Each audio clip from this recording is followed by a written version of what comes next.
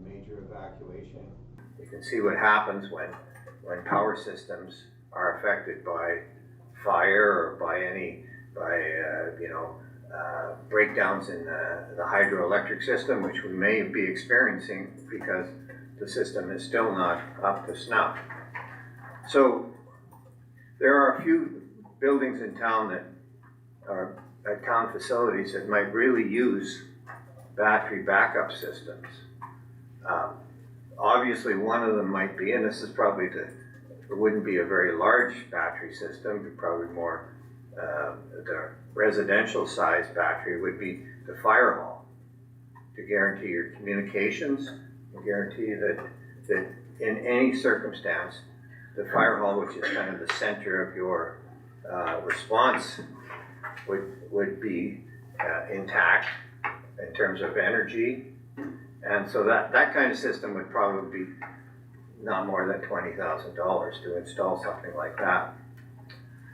Then there's the issue about the sewage lift station, where it's important that the function of the sewage lift station is available almost every hour, because you have to cycle the sewage through the system in the main sewage lift station. So that's another one that you might look at for security and backup. And then the third one is the raw water intake, where in the case of fires, where systems break down, that the supply of water for the community is well guaranteed, that you have a backup system. Now, of course, you could put diesel systems in, but we're saying that the battery systems are much more versatile. You can take the energy from the grid. You could put solar systems in for them. You can do a number of different things to charge the batteries, so that your systems are always ready to go. There's no need for storage of fuel on a site, and you can decide, through a careful examination of what your needs are, to see the sizing and so on for the battery systems. But so we think that's an answer in many ways, and it's a forward-looking answer for the community, because and we can see that we need to ensure that our energy supplies are properly taken care of in various facilities in this community. There is a very interesting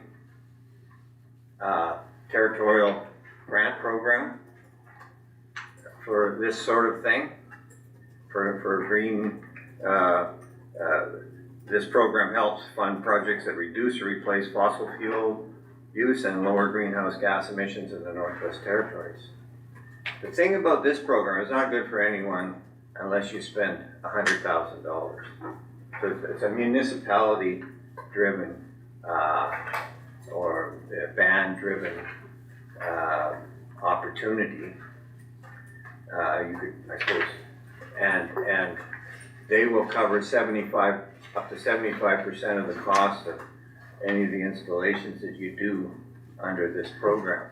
So I think there's an opportunity, if the town looks at green energy, to do things for the community and keep your costs at a bare minimum.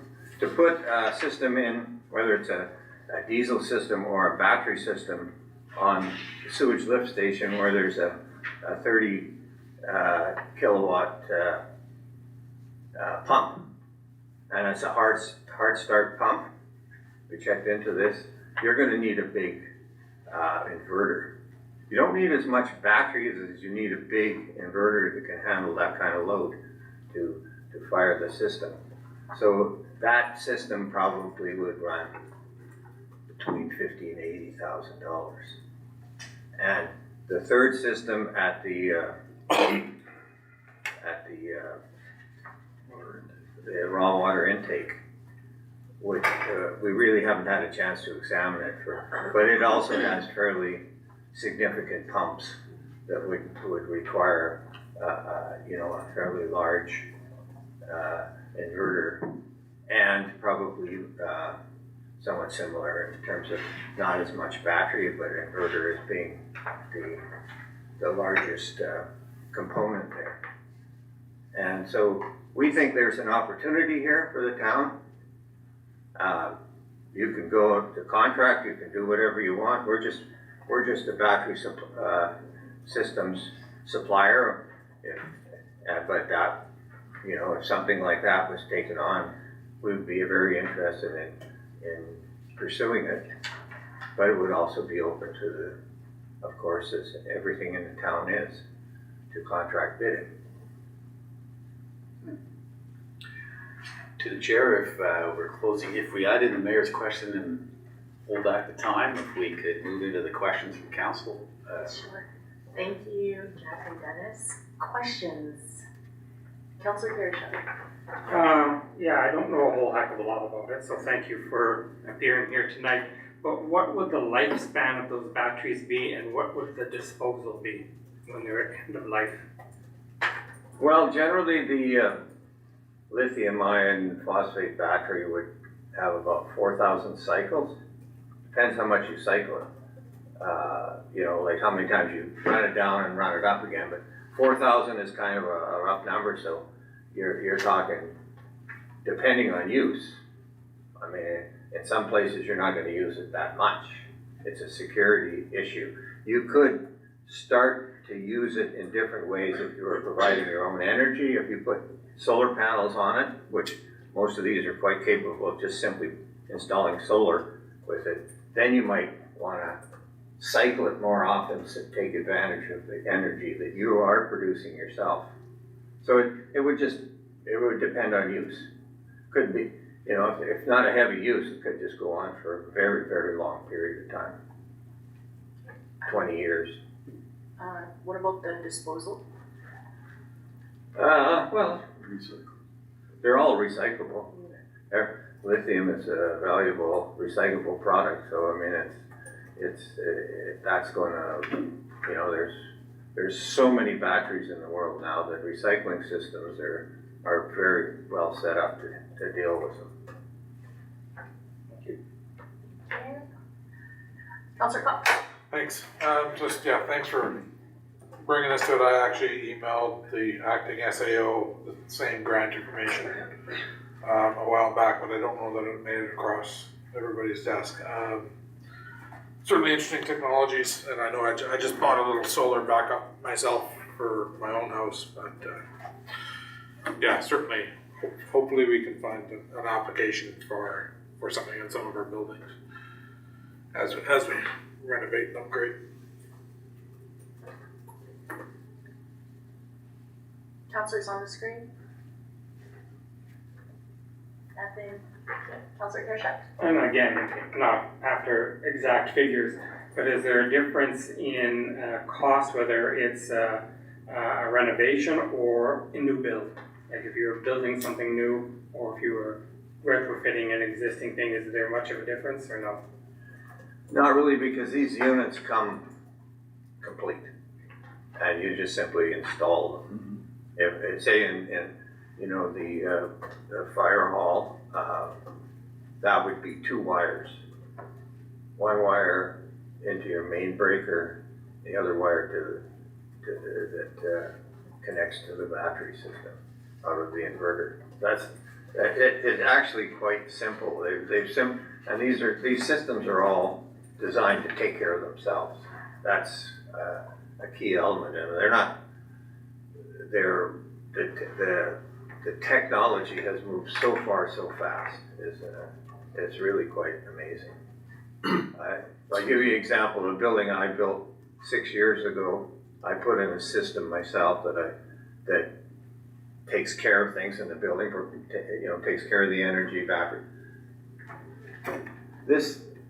If I had the system that I have today, it would have been 1/3 the cost and a lot less problems to install.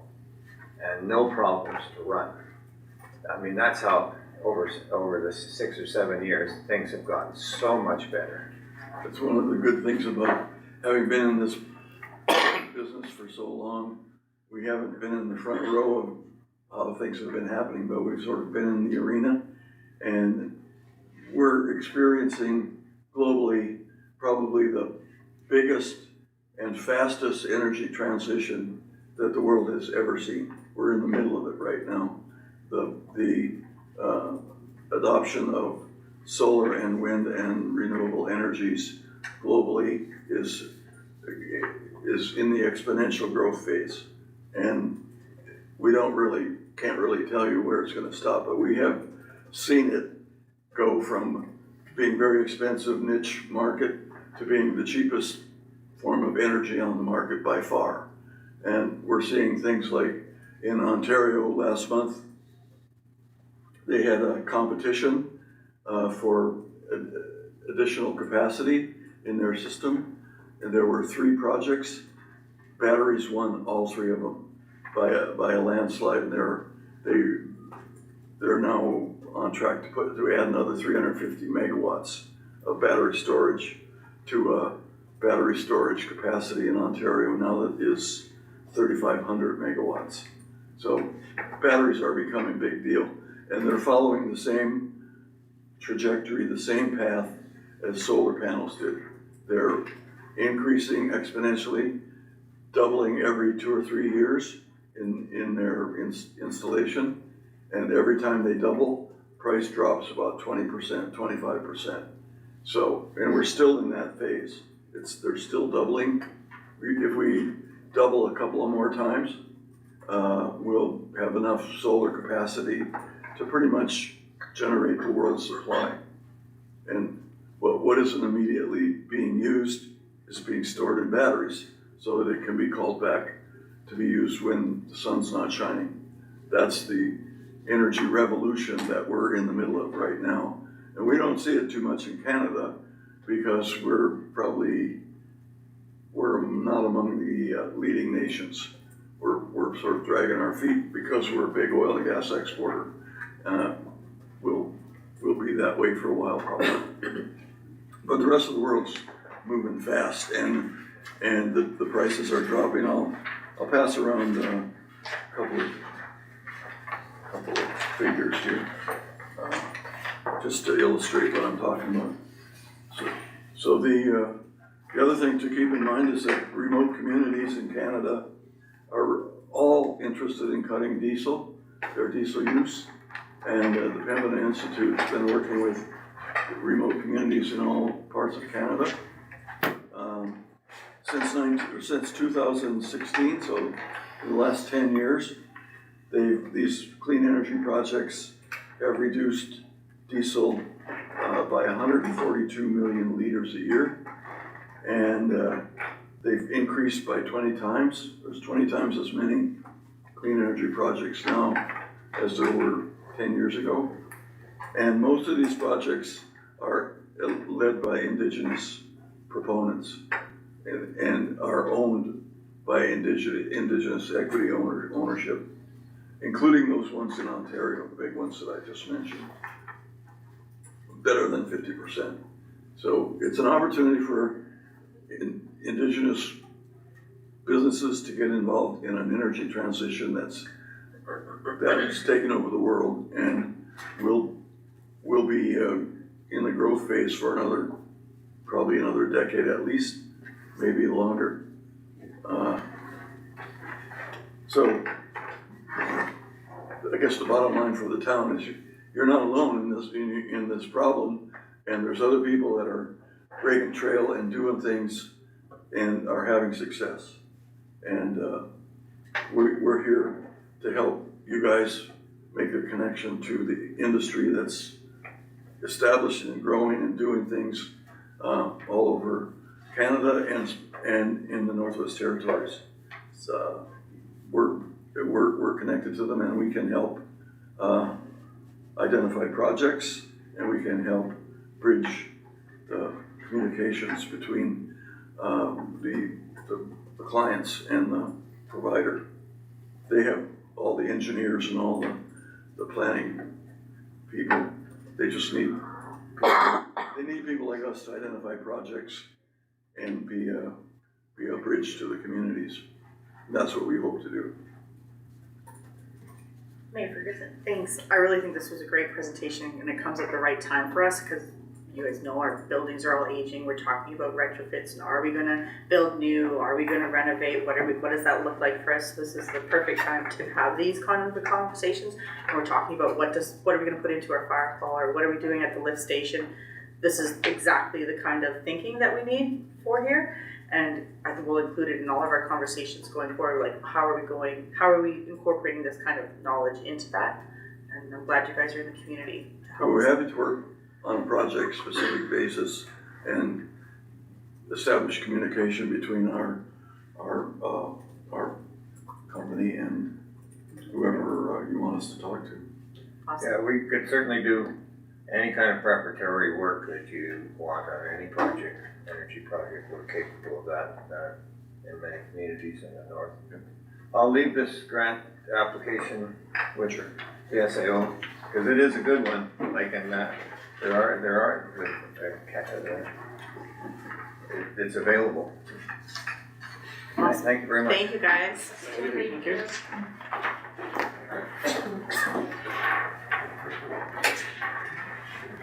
Okay, up next we have a delegation from the Fort Smith District of Education Authority. And to the chair, just a reminder to council too, is that generally when we have agencies or where we ask for somebody to come in and talk to us, you have a little more latitude in the timing. Sorry guys, you have a little more latitude in the timing because it's considered a contributory agency, so that's all.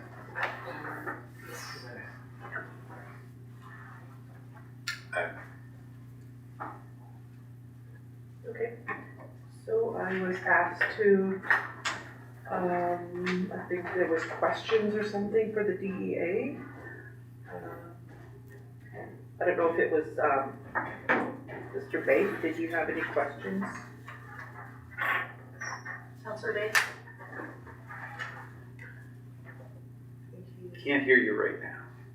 He did email, I think they were emailed.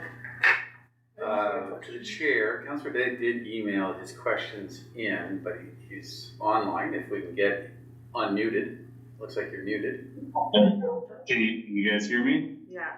There we go. Yeah, I'm just wondering, just because of me being online, if there was someone there that can read the questions, or are you going to take it with me okay?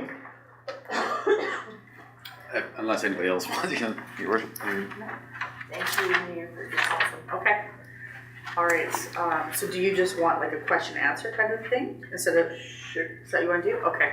All right, well, thank you for being here from the DEA.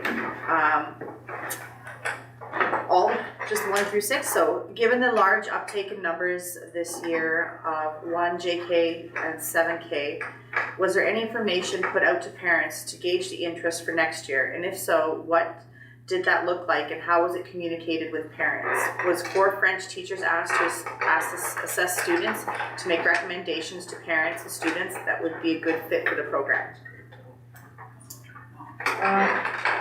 No,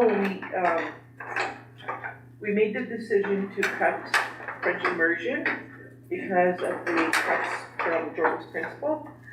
And with the cuts, we didn't think that it was feasible to have 2 teachers tied up for the French immersion and such a small number in the class. So we decided to cut that and keep core French. And we're not the only community that did that. Inuvik did that as well. And another thing was that the high school doesn't have core French. Doesn't have French immersion, so it would have been just elementary, and then it would have tied up a lot of dollars.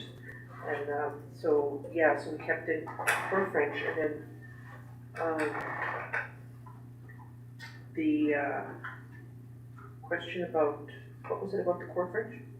I think you might have hit that. Okay. Okay. The next question, the letter, oh, sorry. Councillor Kirkland. You mind if I just add a little bit? Yes. You do mind? Go ahead. Just to clarify, the funding wasn't only due to the loss of Jordan's principal funding. There was a decrease in enrollment, which reduced overall funding, and there was also a higher holdback from the big board. So all of those factors resulted in the loss of 3 teaching positions and 4 support assistants compared to the previous year. So that was the scenario that the DEA was faced with. Thank you for that. Question 2, the letter sent home with parents expressed that cutting the program was made to better prepare students to enter PWK. What data supports the students were not prepared or that students in the program were not meeting grade level outcomes?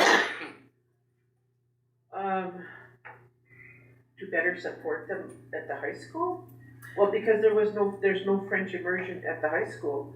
And so, giving them core French, they'd be moving into core French in the high school as well. So, I think the majority of the kids that were in French immersion, they're immersed in their French language at home. And, we just didn't have the dollars to keep the French immersion going. Okay, thank you. If Mr. Stewart, principal of JPT, and Mr. Shuhal, superintendent of SSDC, both recommended that the French immersion program remain in place, why were their educational and professional opinions not given appropriate consideration? Given both of their backgrounds and experience, why was their opinion of the program and its viability not reflected in the decision making? Well, that's what it was opinions. But the DEA gets their power from the Education Act, and so we followed that. Okay, thank you. What research was done on funding and budgets to come to the conclusion that French immersion program is no longer viable? Say it again? I think, what research was done on funding and budgets to come to the conclusion that French immersion program is no longer viable? There was no research done, it's just the fact that there was no monies for it. Okay, yeah, I think it was answered earlier. Was there research done on community impact when considering the removal of French immersion program?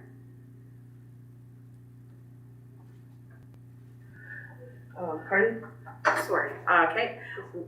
Research was done on community impact. Oh, okay, yeah. On the community, well, we invited the parents of the French immersion students to come to our meetings. We got no shows. We had letters sent out and we didn't get any feedback.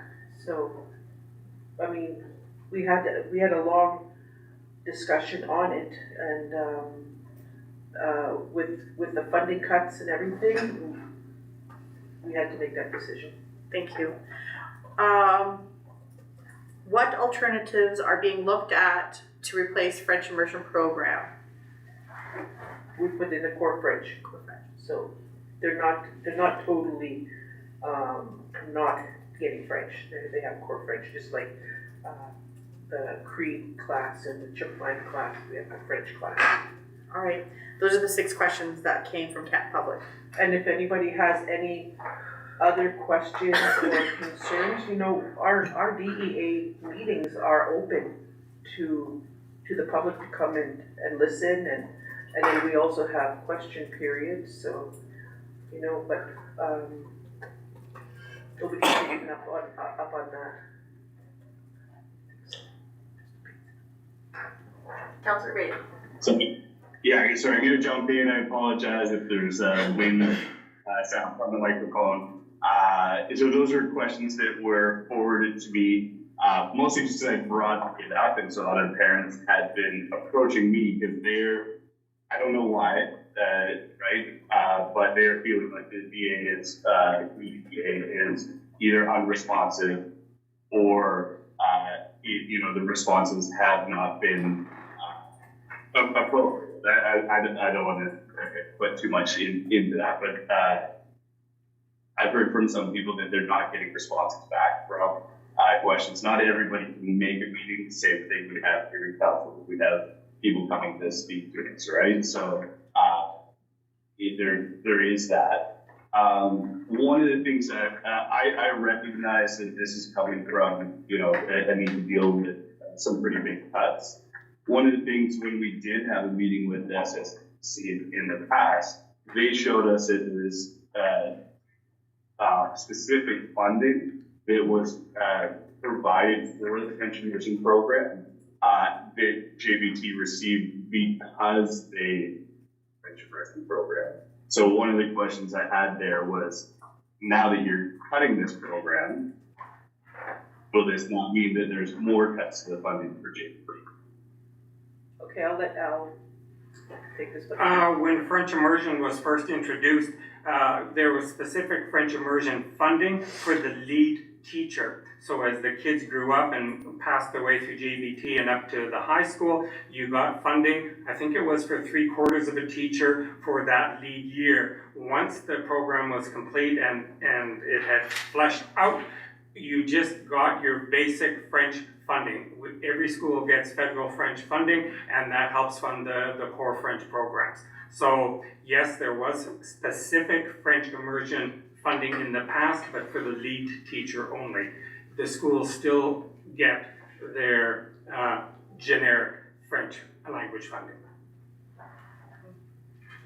Councillor Big? Okay, yeah, no, I appreciate the response. We did get a presentation from the SSEAC within a year showing that there was funding specifically for the immersion programs. That's where that question is coming from. And the one thing aside from all of this that I wanted to speak to is I do think some of the language in the letter that was sent home was inappropriate and reflects a lack of understanding of both French immersion and education that I think reflects poorly on the DEA.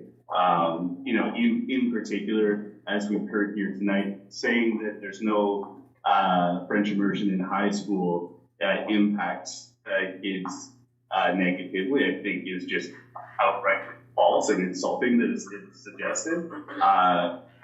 There's all sorts of academic studies. I'm in a Dene community right now where kids have early education immersion in their programs, and those kids that come out of that are so much stronger, right? And I understand that yes, there might be funding cuts, but I think when we broadcast that immersion in whatever language it is, I think we would love to see immersion in Venezuelan, in Cree, in Midship, in French, in all of our programs. Of course, we need a lot more money for that. But if we have communications coming from the DEA that suggest that kids who take those programs are disadvantaged at higher levels, I think that's just wrong. And I would like to, personally, I'd like to hear the DEA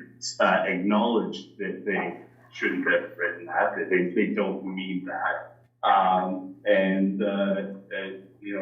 Frankly, I'd like to hear how, we're all doing the champion to try and keep programming in our communities. Because as I mentioned in my email to council, I think the broader question here is whenever we see program cuts, that reduces the desirability of our community. Right? And so we've already seen some professionals, seen doctors leave our community because the services weren't here, right? And so I think it's on all of us to try and protect the programs and services that we have in the community. Thank you. Thank you, Councillor Bay. Well, I'm Councillor Benoit. sorry if the language wasn't appropriate in the letter. I don't know how else it could be said, but the money's just not there, and there is no immersion in the high school. I mean, even with our cuts now, with the Cree class, now they're taking a Chipewyan person and putting them in a Cree class, and the person is not fluent in Cree, so I mean, everybody is affected by these cuts, not just the French.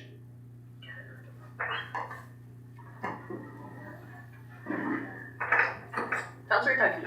Okay, I have a question. I know we're talking about French immersion, but since you brought it up about Chip and Cree teachers switching position, taking the Cree teacher or the Chip teacher and putting him in with Cree and he doesn't speak Cree, and most of Fort Smith is Cree, that's a disservice.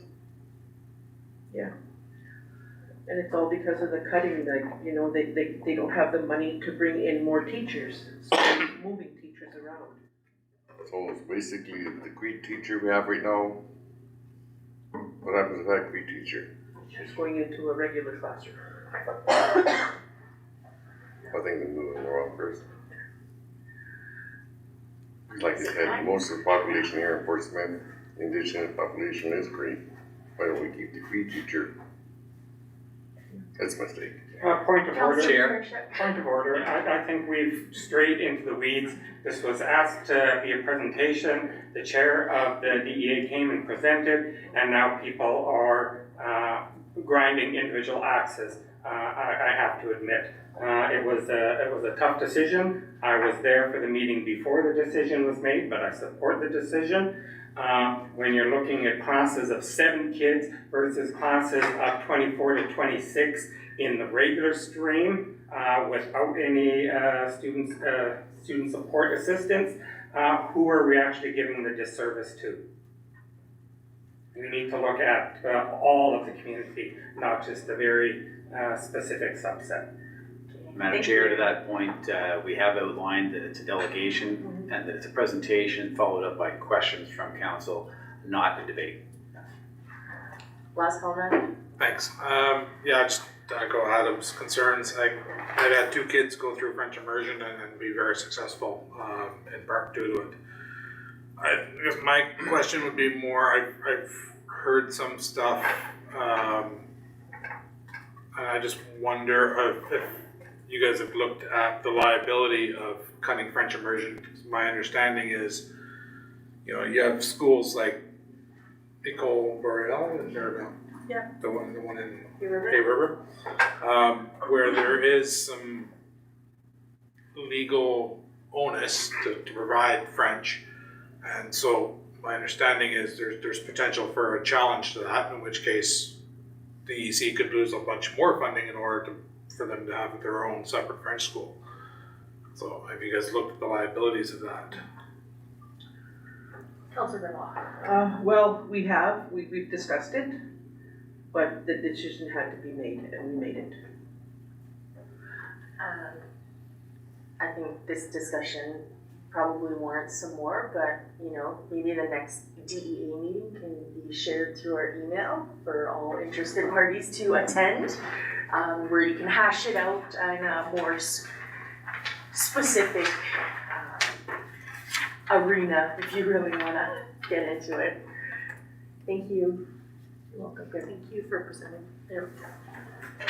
Thank you. We are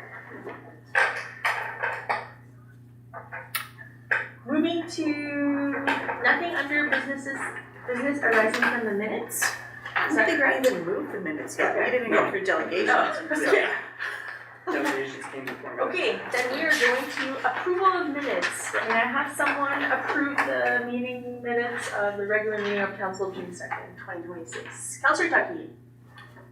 I move that we accept the minutes from the regular meeting of council on June 2nd, 2026. Seconded by Councilor Cox. Any discussion? Councilor Kirsch. I just appreciate the staff of the town office in rephrasing my comments and maybe a more politically correct language. So thank you for that. We will pass that. Okay. All in favor? Motion is carried. Any business arising from said minutes? Seeing none. No declarations of financial interests. Up next, number 7 is administration. Director's report for community services, Director Howes. Any highlights for us? Lauren? Thank you, Chair. Yeah, it was a lovely month in May for community services. In recreation, some of the highlights where we supported the slow pitch season up and running. We've transformed the curling arena into a seasonal parents and tots drop-in space, which parents and tots good for all kids 8 and under. So we're hoping people will come out and use that space. Aquatics, we have confirmed and booked some additional training for our pool staff that will increase some programming later on in the summer. We're very excited for that. Still looking for hiring some lifeguards. In the library, some highlights, we had steady program attendance all of May. Library staff went to the science rendezvous, which was really cool. We had our VR there. We got to do virtual reality tours of the International Space Station. They had some train like an astronaut programming on the VR as well. And then registration is open for a theater camp for the library. As well as the summer reading program will be launched, as well as the summer reading challenge, which we'd rather prefer be called the summer reading adventure this year. Keep an eye on social media and around the community for posters and registration for that for both kids as well as teens and adults. Childcare, we had 2 new infants, still have 3 vacancies for infants. Warm weather means more on the land and nature-based programming for the kids, which is wonderful. Want to give Protective Services a shout out for coming to Bike Day and teaching all the kids about bike safety. That was a highlight as well. And summer camp registration for childcare is open as well. When it comes to tourism and economic development, myself and Daniel attended the trade show in Yellowknife, which was really awesome to promote Fort Smith. We had some really engaging conversations with people who had never heard or been to Fort Smith, also with residents who've been living in the north for a long time who've never been to Fort Smith. So it was a really interesting opportunity to kind of gain an external perspective of where our town kind of lies with tourism in the north. As well as we supported on May 5th Missing and Murdered Indigenous Women's Day and the March. So we're really thankful for all the community members and partners that partook in that as well. Open to any questions. Councillor Cox. Thanks. Just to confirm the pool average chart in the report, that's just the average number of people in the pool for that time? Correct. That's awesome. Thank you very much. Very helpful. Mayor Ferguson. Just a comment, I went to the pool and I played on that thing that you guys have, With it. and I made it almost to the end. See my big bruise? That's from me hitting the wall, right? That was awesome. I like all the programming that's happening. I'm gonna play baseball this Friday, so that's pretty awesome. I was just reading it, I was surprised when I read about the visitor information staff when it said that Parks has 4 visitor information VIC employees, so they have visitor information center employees, but they've cut all of their programming, guided tours, hikes, anything through the park. They're not doing any programming in the park. And I think that's a disservice for the community. It's a loss. I know especially we have a whole bunch of folks who are here right now from Census, and I know because they deal with them at the hotel. They're I see them going there like, where can I go? What can I do? Take me on a thing. And Parks was the go-to. I've been directing them to go to Parks, and they're kind of met with just the town of Fort Smith staff, which is great. I'm glad that they're taking that up, but I think it's a huge loss for the community because now there's no programming in the park, no programming in the town by park staff, and nothing happening in that sense. You can't sell a ticket and go to Wood Buffalo National Park and see anything here now because they've cut all their programming. So I think that warrants a letter or a yell or a scream or something from us, which I might see a letter from me down the line. That's all. But great pool. I'm bruised. I love it. It's great.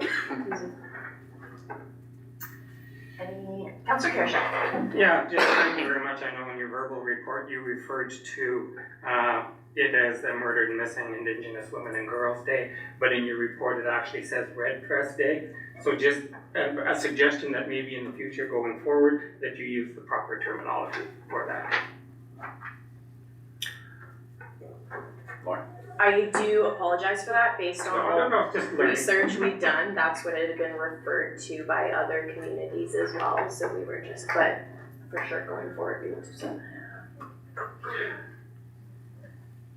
Any other comments?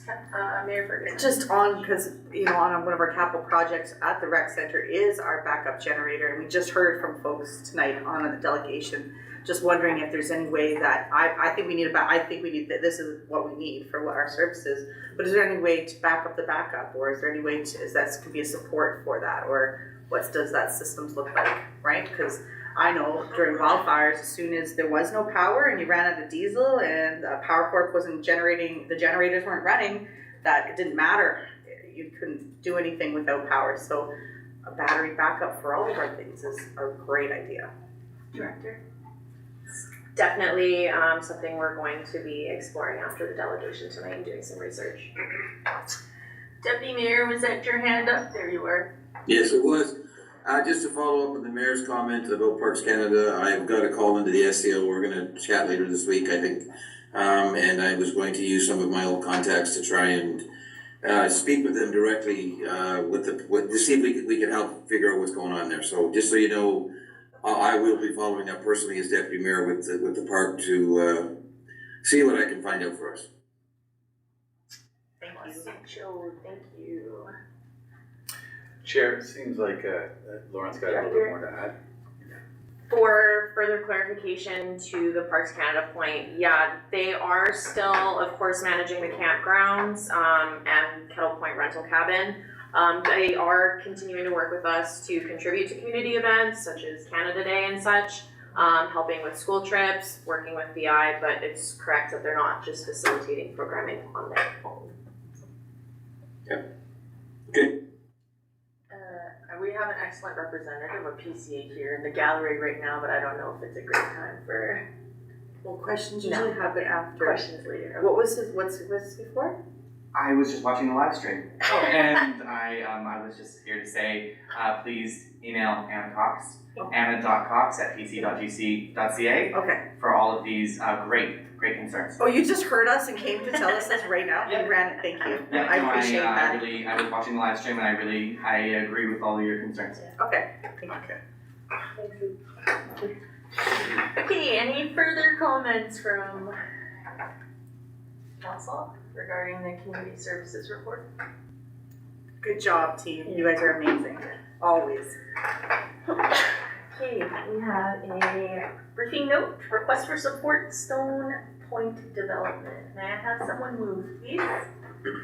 Councillor Kirschner. I move that mayor and council approve the request, excuse me, from Stone Point Development for the use of the Community Recreation Center gym and associated equipment from June 27th to June 30th, 2026, with an estimated in-kind value of $411, subject to facility availability, operational requirements, and applicable town policies. Seconded by Councillor Ducky. Any discussion? Seeing none, all in favor? Motion is carried.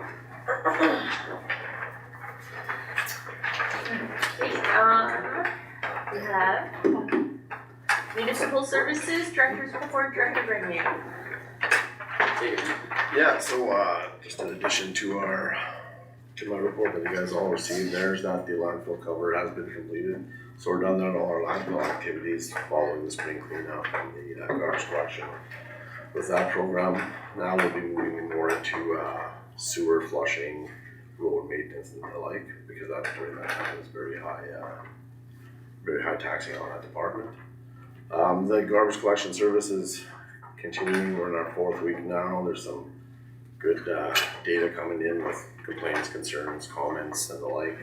Again, this is a heavier pilot project letting that commercial aspect of this, and through the data collection, we'll have more and more going forward. but we are, again, be patient, hopefully the community be patient. As far as the residential pickup, that you guys are still getting used to that. We are getting out to optimization. The routes are getting shorter, or the times are getting shorter, and as the guys get more used to the truck. Those are the main real hot topics. Other than we'll be working a lot to get the area for the Salt River First Nation celebration coming up this weekend, cleaning the grass, cleaning the area, getting all that like there. And I've also been working with TDN and reached out to Salt River First Nation and the Métis to start the graveyard fence, so we can get that graveyard fence installed and the area cleared around and identified clearly. So those are the other highlights that are from our report. Thank you. Thank you, Director. Councillor Kirschen. I've got a few, not concerns, just maybe a more detailed updates with regards to garbage collection. So far, I'm very pleased with what I've seen, so the crew's doing a great job. I know the first day they went through, I don't think my garbage got picked up till 8:30 at night, and I've heard from other people closer to 10. So I'm assuming that the day length is decreasing as the crew is getting used to it and the routes are being optimized. Yeah, we're close to, we're almost at 8 hours now. Okay. And again, everybody has to take a turn learning the truck, and again, we are optimizing that road. So then, once we get fully integrated, we're not looking at overtime issues or anything like that? There shouldn't be, no. Okay. And I also read in your report that the commercial bins are kind of on a pilot. So does that mean we really are going to wait a year for the other ones to get replaced? Yeah, so we do need to run the year. We want to make sure that those new carts will operate in all 4 seasons. We don't want to rush like it's hundreds of thousands of dollars in that decision. I don't think we jerk that decision. We're also exploring other options that may be more sustainable or feasible for the community. But again, I need the year, like as requested and reported in the past, to run this other project further through. And just to add, just to Councillor, to add to that, we have had some discussions, we have had some feedback on the commercial side, and we are having some administrative discussions just to take a look at that feedback about what's working or what challenges might be coming up with the commercial side.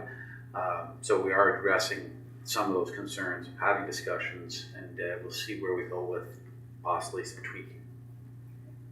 And I've heard some concerns from citizens that the garbage truck doesn't perform the best in cul-de-sacs. Is that something that you and your crew have experienced? Yeah, it's been brought forward in a couple of places, and again, that's the learning curve of that side. So that'll be it with road optimization, and then we will be talking with the residents in that area if we want to put them to one side, or if we like, they do the same in the cities and that. Yeah. Okay. And my last one had nothing to do with garbage, but again, just community concerns relayed to me was with regards to potholes. Does the town have a pothole identification routine and regular maintenance to address that as they go? If you could just help me understand that process.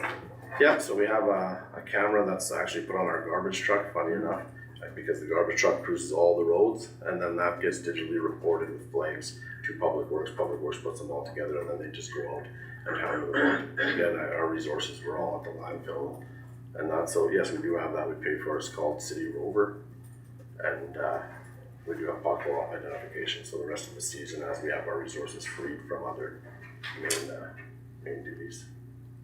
Excellent. You answered all my questions. Thank you, Director. Mayor Ferguson. Thank you. This is actually a good job to your guys. I know that on Friday we had some vandalism done to our flower pots and our hanging baskets and such. And I just want to say, we put lots of money and time. Your guys put lots of time into keeping that beautiful, keeping them well watered, and as a public, we try to keep things pretty. Don't wreck things. These guys do a lot of hard work to try and keep things beautiful in town. We don't need anyone tearing down baskets and ripping out flower beds.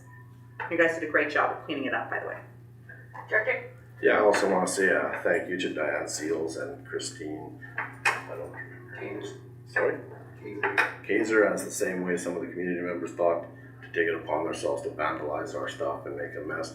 these community members thought to step up and actually help us get the flowers back in, as the greenhouse was short on flowers and stuff, so I just wanna say thank you to them. Councillor Benoit. I was reading on Facebook about, somebody's garbage can got stolen and, what do you do in a case like that? Director. So those cards weren't stolen, we actually took them because they were brought to the wrong places, as those cards are for residential only. Oh. So it was actually us that took them and we went since. But they are RFID tagged and we are going live. The program's getting populated right now. Once populated, that truck will always have, it has cameras all over it. It'll identify if that garbage cart is at the wrong house in the wrong location, and then we can correct it. Sorry, Director, maybe you could say that a bit louder about those garbage cans having barcodes on them. Yeah, they have RFID tags, so that it's actually tagged to your address, just like the licensing fee when you come in and you want an extra card, it's actually licensed to your address. Let's see, Chair. That was actually, I was gonna ask the chair to bring that. That's good. Any councillors on screen, questions for Director of Municipal Services? Headshakes all around, okay? Councillor Cox. Just the last comment on the garbage, I know we were as worried as more than it, probably lots, but a couple of notes, as I had 8 people in my house over Christmas, over the grad week, and we had no problem with one garbage can, so they're plenty big enough, at least in my case. I heard some concerns from somebody saying their garbage never got picked up. I went talking to the neighbors, like, yeah, of course it got picked up. It's just, the truck was still learning and the stuff never got picked up until later in the day. So, I think so. The complaints that I have heard, I haven't seen much merit in them. So it's great, good to see it. It'll be really exciting to see it when it's 40 below, when you guys are sitting in the warm truck. Thank you, Director Gurney. Thank you, sir. Thank you. Okay, we have a review note regarding sidewalks and concrete works, 2026 tender review. Can I have someone move, please? I'll move it, but I'll just read one of them and then we can change it after. Yeah. Just so we can open the floor for discussion. I'm gonna read the little smaller one. And then we can change whatever council decides, okay? So I move an alternative direction would be for council to approve additional funding to award the full project of Delta Contracting if completing the entire 2026 program is the preferred priority. Can I have someone second? I got this if you want. Councillor Cox. Discussion. Councillor Kirschner.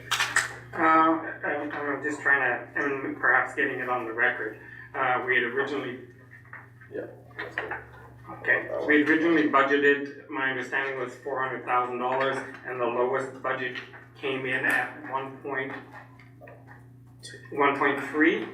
So that's a pretty big gap to make up in terms of doing the entire project. So I guess I'm going to speak out against that option in terms of increasing funding to raise it up. I would look at reduction of replacement sidewalks and maybe a minimal increase if we have to, but that's more than double. Mayor Ferguson. Thanks. Yeah, no, I definitely agree with you, Al. I think that prioritize on what's the most outdated, what should be done right now, what's the most limiting mobility for folks to get somewhere, what's preventing a wheelchair to cross somewhere, like where's the most high risk or high need place, which I'm sure you folks know which needed the most, and like let's prioritize those ones and see what we can get for that amount of money that we budgeted. Chair. Yes, sir. If I could speak to this for a moment. So, to council and chair and council, we are seeing this more and more with tendering of large projects, not just here, but across the board. This problem of estimates being made, projects being budgeted, and then actual tenders coming in exceptionally high. In this case, it's through the roof, and it's our understanding that we have been trying to budget this project for a number of years now.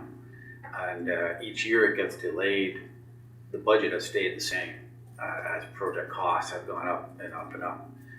It's staff's recommendation that we go forward with negotiating with the low bidder to see how we can get the best bang for the buck on this project.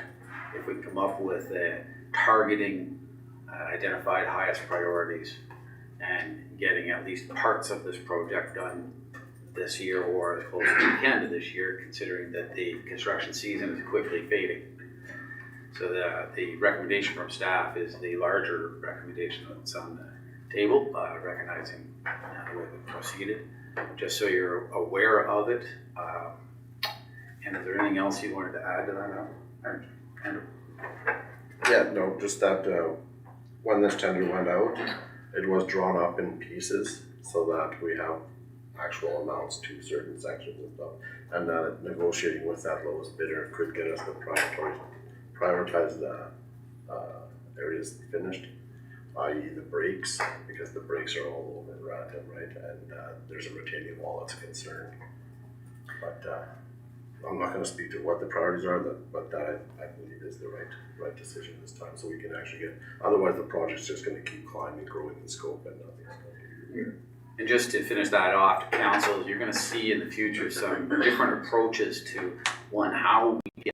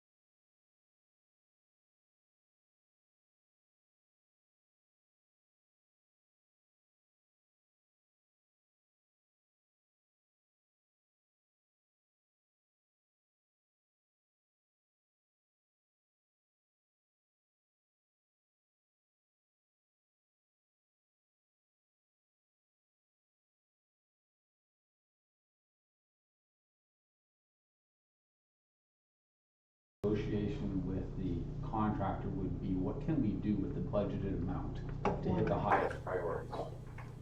I see. And even then, it's not guaranteed that we would go forward with it, and if it's not in the parameters or acceptable to staff, then it wouldn't go forward, it would come back to council.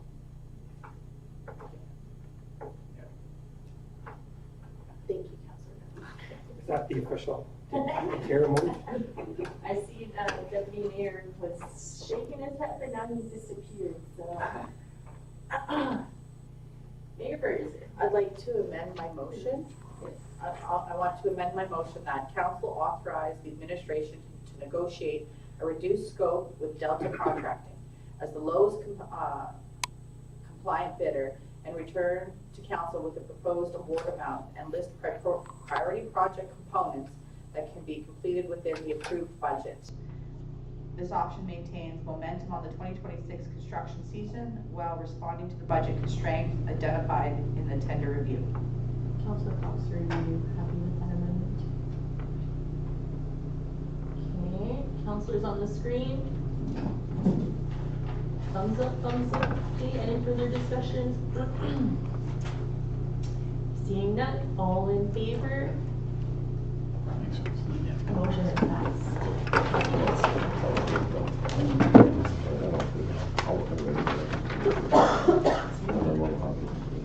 Okay, up next, briefing note, Housing Accelerator Fund, Development Fee Refund, Skirts Update. Can I have someone move this, please?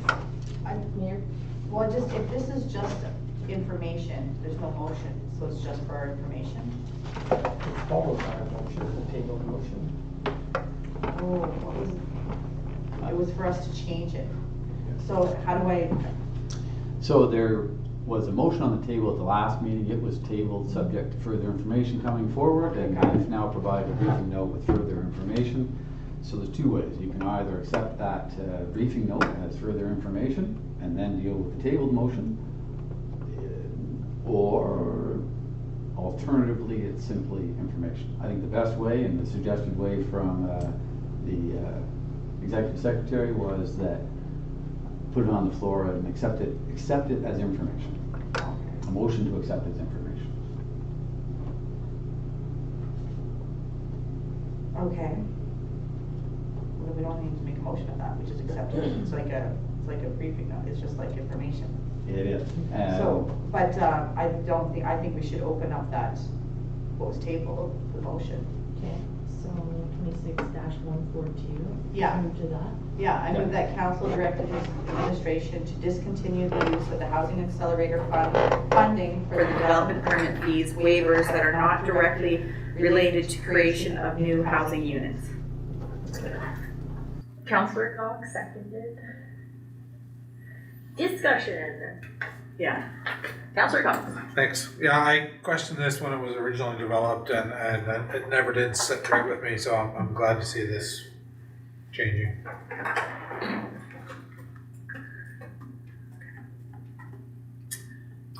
Any further discussion? Mayor? Thank you, Chair. So I'm just, from the briefing note, we were told that it would only gonna cost the Housing Accelerator Fund to allow everyone to get free development permits, like 10 to 20,000. But in fact, it's actually more than that. It's more like over $50,000. Yeah, Chair, the original estimate was $25,000 approximately, and the actual cost was about $50,000. Okay. So it could be a combination of factors. It could be we had very few development permits previously, and we just have a plethora of them coming through. Or it could have been that the original numbers were based on more on the actual residential housing development permits as opposed to the entirety of them. But either way, the facts are that yes, it was originally estimated at 25 and they hit 50. Counselor Kershaw. If this motion were to pass, what would be the process for implementing it? Would it be effective today's date? Would there be a date that's advertised saying as of this date, this change will take effect? I'm just curious as to what the process would be.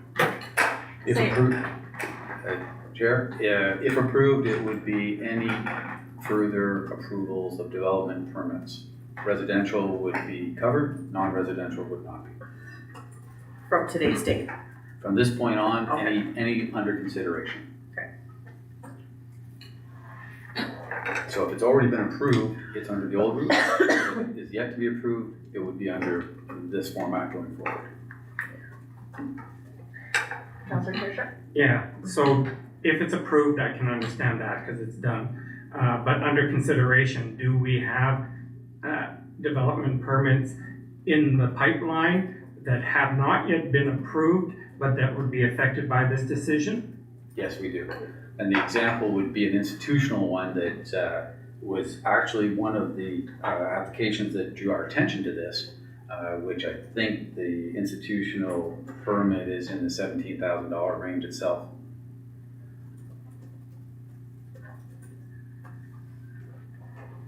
I'm uncomfortable with changing that. People submitted a permit in good faith, and then we're changing the rules while their permit is working their way through the system.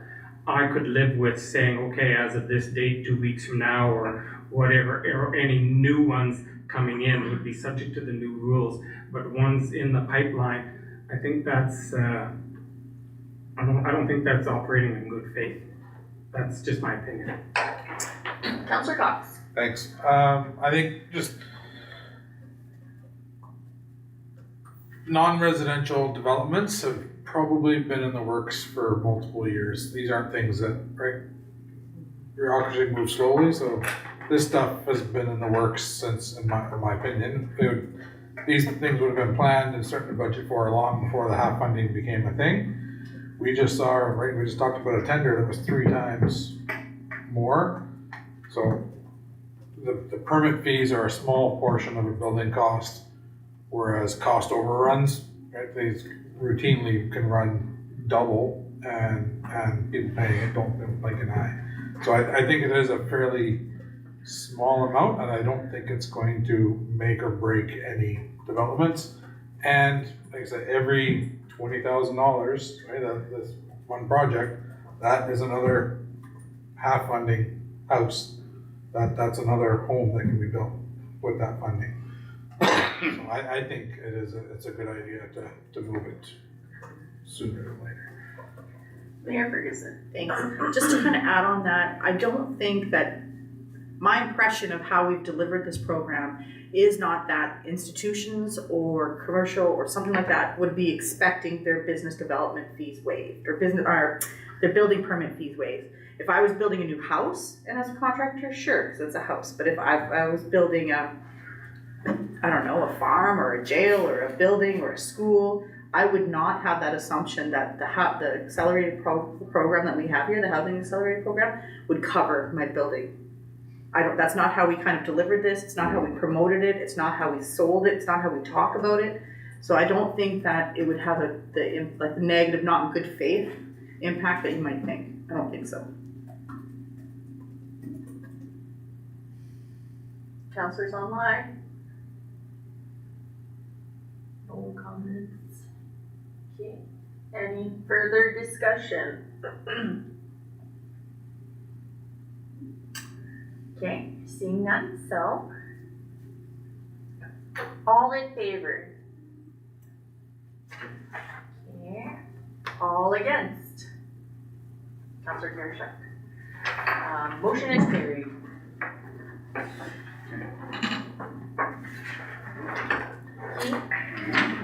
Briefing note DPA-033-26 variance request. May I have someone move, please? Councilor Cox.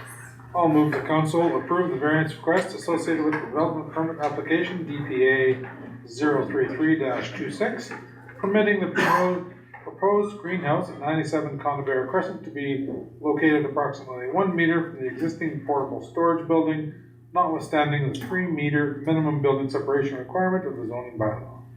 Seconded by Councilor Tucky. Discussion.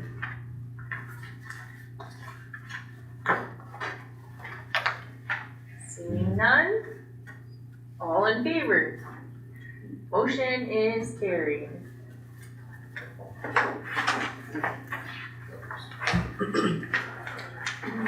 Briefing note, Canada NWT Chief contribution agreement for raw water intake project. Motion? Okay, Mayor? Sure. I'll move that council authorize the municipality to enter into a contribution agreement with the government of the Northwest Territories under the Canada NWT Canada Housing Infrastructure Fund for the raw water intake project. Seconded, Councilor Kirschak. Discussion. Yay! It's a lot of money to build an awesome piece of infrastructure that we are, need in our community, and it's going to do lots of great things. So, yay! So you're in favor? A little bit. I'm a little bit in favor of it. A little bit. Okay. Any other discussion? Seeing none, all in favor? Motion is passed.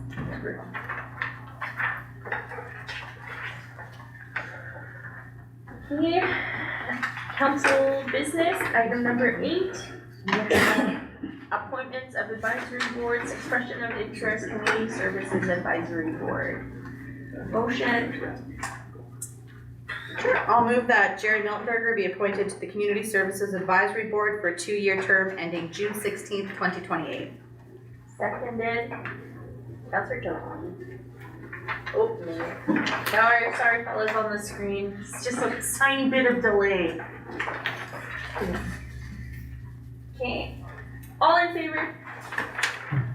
Motion is carried. Welcome, Jerry. Okay, Mayor and Council Roundtable. I'm gonna go to my right today, because, Yeah, mix it up once in a while. no. You're gonna mess with Al? He's like, it's not what it says. Counselor Benoit. I don't have anything, it's just that, they did an awesome job with the, what's that parade called? The Frank Rubin. Frank Rubin, Pride Parade, yeah. So kudos to all who organized that and did all the good work. Thank you. On the screen, Deputy Mayor.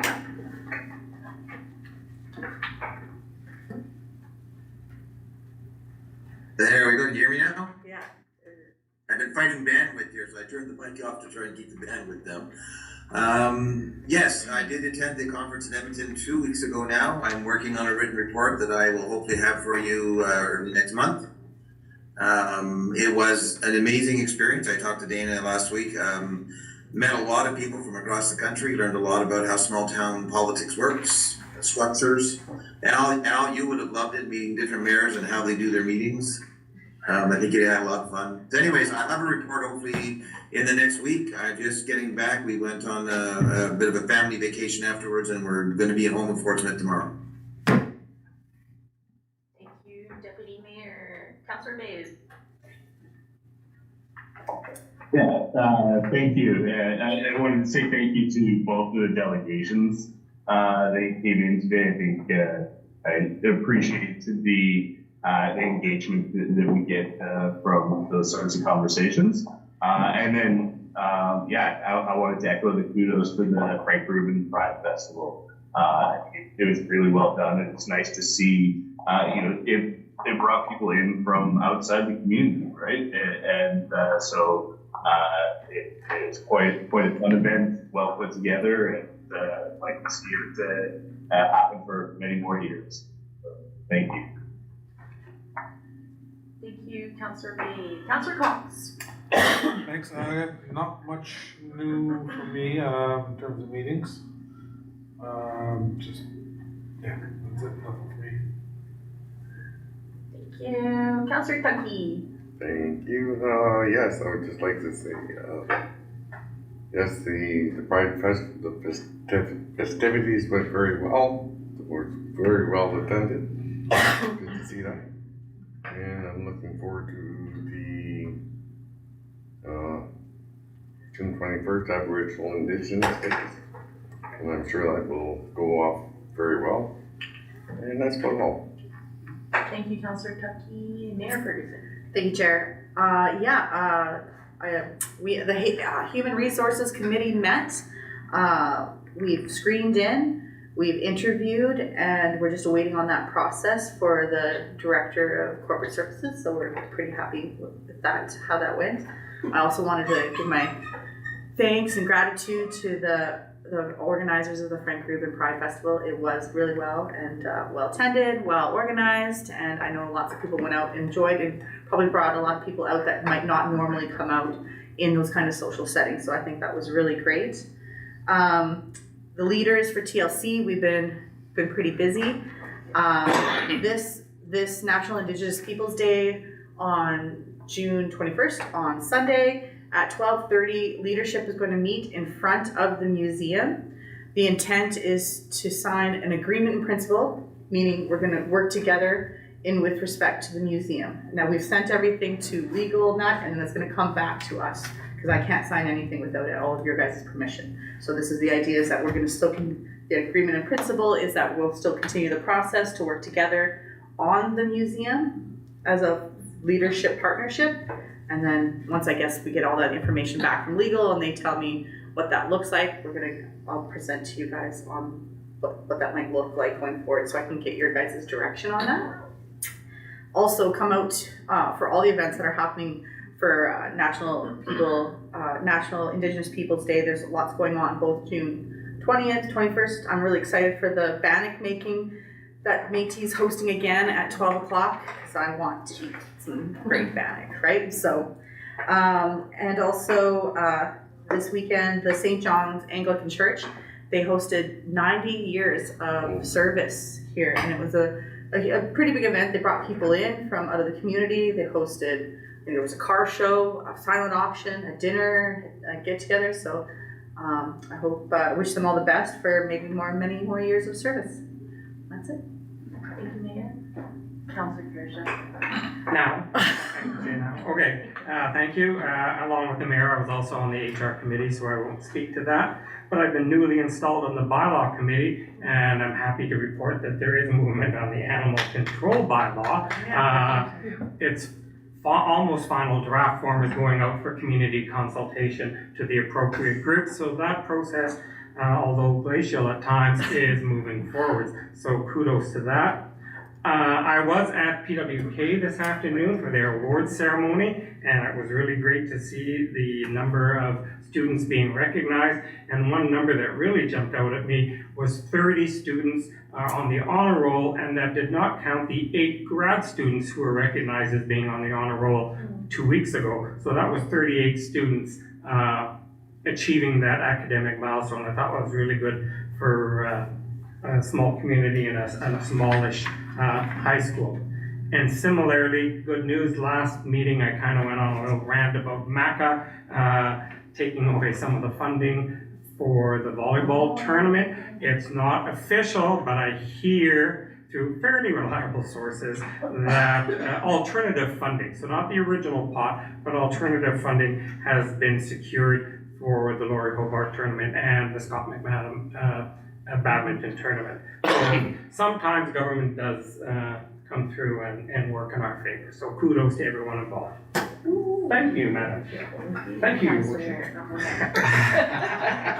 Instantly.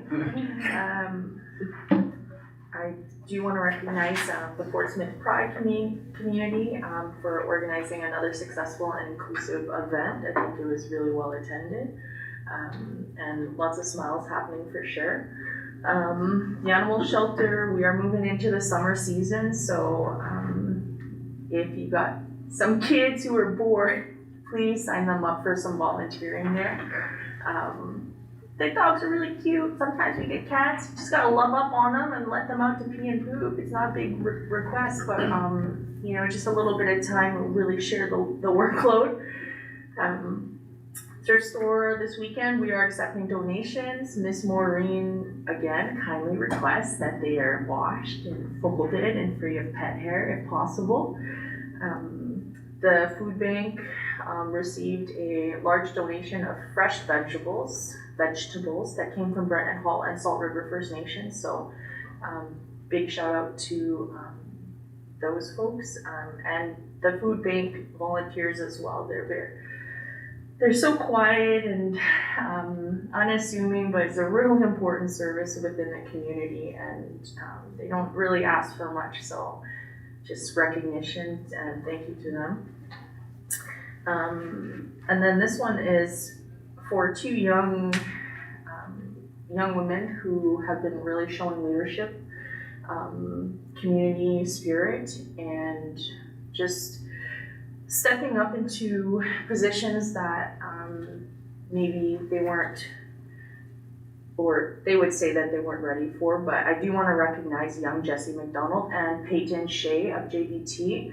They have been leading our JKs and Ks over from the very busy pickup lunch parking lot from JBT to Uncle Gabe's Friendship Center. They've been doing that by themselves.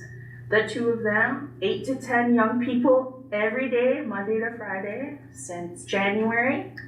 And I really just want our community to know that with these 2 young women, they are amazing. They really look after your young people, your children, your kidlets, and they wash them up after so they're not returning to school with who knows on their face, and they're making sure that they come and get a hot meal every day. So Jessie McDonald, Peyton Shea, Masito, thank you.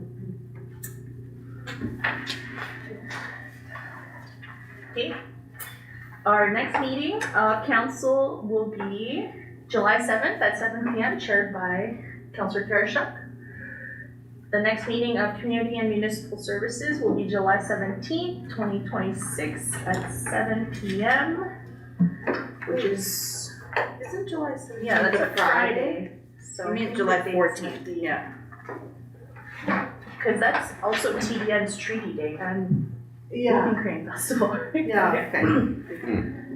So community and municipal services will be 21st then. Oh yeah, the 21st, so if the first one's on the 7th, then the next one's on the 21st. July 21st at 7 p.m. chaired by anyone. I might be away. Councillor Benoit, thank you. We have excusing of councillors. Councillor Couvret. So I move that Councillor Couvret be excused from the regular meeting of council on June 16th, 2026. Seconded by Councillor Tucky. All in favor? Let's see, Joe. Question period. Now's your chance. Luke, if you want, it's question period. Oh, question period. If you want to. No, I think I can't necessarily speak in a Parks Canada capacity, but I can speak as a community member, that I do feel a similar way to all of you in regards to what Parks is able to offer this year, and disheartened by some of the kind of choices happening from higher up level, and I think that a lot of those concerns can go directly to anna.cox@pc.pc.ca. Hopefully we can make some changes before the summer's over. Madam Chair, just a reminder to council that it is question period, and if people want to declare as a delegation to speak to council on an issue, then that's the more appropriate way to direct thoughts to council. Just put that out there for you. Did you have any questions? No, No, are you just up? I have a question. I guess this latest vote for charging people for development permits. Obviously, council's not very pro for commercial development for any kind of people to invest in this community. I think it's a negative thing that's going on. This community isn't really growing. There's buildings that are closed down, and council with that move has made it harder for someone to build another building in town. And I don't think anybody really thought about that. Is that the question? Yeah, that's my question. Well, why did everybody really think about it properly before they voted? I know that I'll speak for myself, that it was meant for housing. It wasn't meant for commercial development, institutional, or anything else. It's meant for, if you want to build a house, you can access that funding. If you're going to build an apartment building, you can access that funding. It's absolutely meant for housing accelerated fund. And if we had continued the way we were at risk of not meeting the parameters of our funder and possibly having to pay back the money. So we made the right choice for the town of Fort Smith. Madam Chair, that would be it. If there's no further questions, we go to adjourn. Okay. Councillor Kershaw. I move we adjourn at 8:32 p.m. Seconded by Councillor Cox.